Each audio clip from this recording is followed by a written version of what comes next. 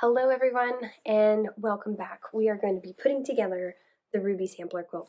I've got all of my borders done hanging on my quilting frame, and I've got all of the star blocks that I have done over the past year or more, and we're going to get these laid out and get this quilt top sewn. So let's get to it.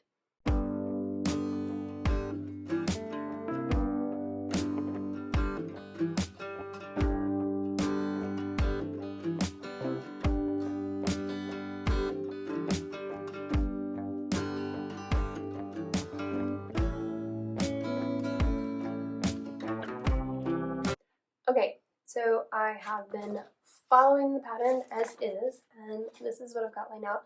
I obviously have ran out of room, so this row here is the last one that I can get on camera. So I'm going to go ahead and sew all of these together, and then we'll keep going. All right, let's do it.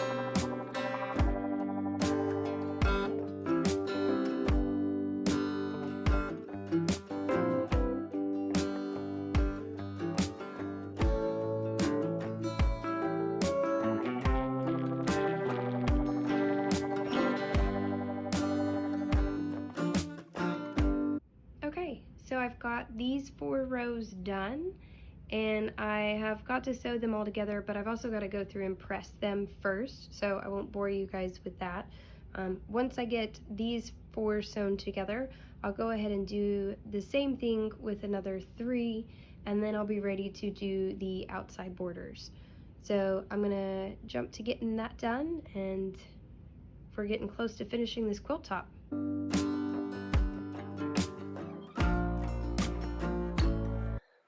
Okay everyone, so I have got it all pinned together, and we are going to go ahead and sew a 1/4 inch seam down the line. You can see here on my fabric where I have got this seam sewn open.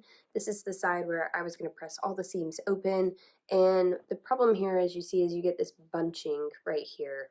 So that's why, if you look on the other side, what I ended up doing was pressing all the seams actually towards this little center strip, almost like a sashing piece, but it's part of that Irish chain. And so pressing them all towards it, which leaves these seams a lot more flat, in my opinion.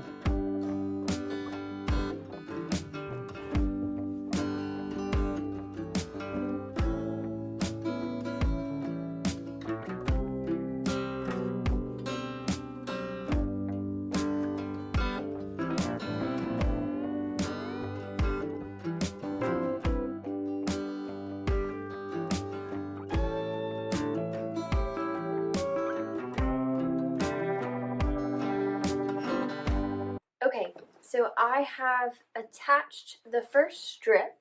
You can see it's coming off here of the white border fabric, and the directions tell you to measure everything and exactly the length that you would need to put on each side of the quilt.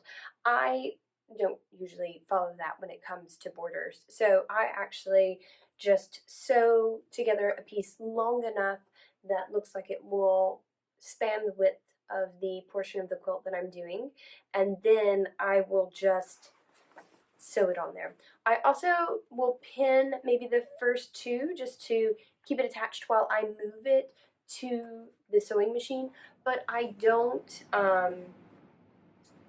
pin the entire quilt length. that would just take too long, and it's just a strip of fabric that I'm doing, so I'm just running it down the sewing machine.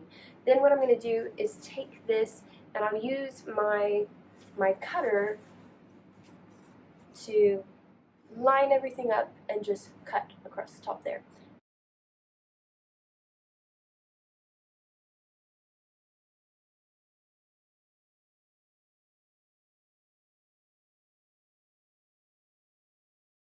Alright, so I'm coming to the end of this piecing on here, and I did not attach my square. And the reason I didn't attach my square is because on this quilt I did all of these pieces together like the instructions said, but because of normal sort of piecing changes, what I found was that my pieces have been a little bit over. And so I didn't know exactly where that overage was going to be. And I didn't want to attach my square because I think these being a little bit different is not going to be as noticeable as a square corner piece being the wrong size. If this piece is dramatically smaller than the other side, I think that will be a lot more noticeable. So what I'm going to do is sew this a little bit closer, and then we're going to trim this up some. Okay, so I'm going to do this right here because I don't want to move the entire quilt around. What we're going to do is line this up. Okay, we've got our longer roller here. Line it up so that it's nice and straight and even. We're going to cut this extra bit off, just like that. Okay. Now, I obviously can't just line this up and cut this here because we'll cut over this piece of fabric as well. So I'm going to take this, fold it over, and turn our quilt this way. And there we go. All right. And then we're going to measure this way and cut.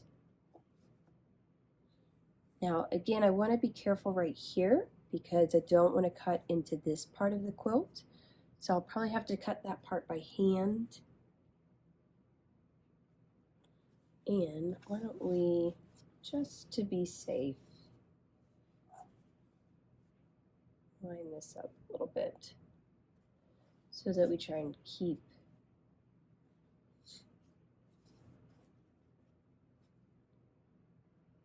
our cut nice and straight.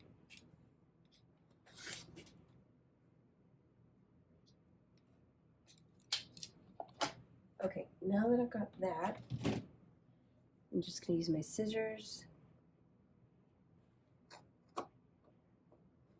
follow right along. And that's my extra piece I'm cutting off. So what we want to do now that we've got this is we want to go ahead and sew our piece, which I'm going to do this lighter fabric because I think it'll go, since I've got two dark reds here, I'm going to do the light one just to give it a more scrappy look. All right, so the first thing we want to do is sew this one on. Okay, trim this tail off. All right, since we've ironed this piece going, the seam going towards us, I'm going to iron this seam going away. And we'll just stick a little pin in here. I like to start back where I've already sewn some.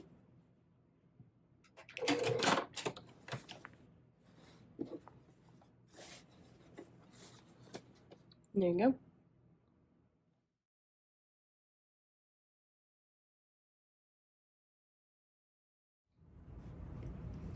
Okay, so that is the last corner block on. So now what I've got to do is go around again with another line of white border fabric. So going to do exactly the same thing, which is just cut, sew those pieces together, and then sew them on here, cut my excess, and sew the next strip until I go all the way around.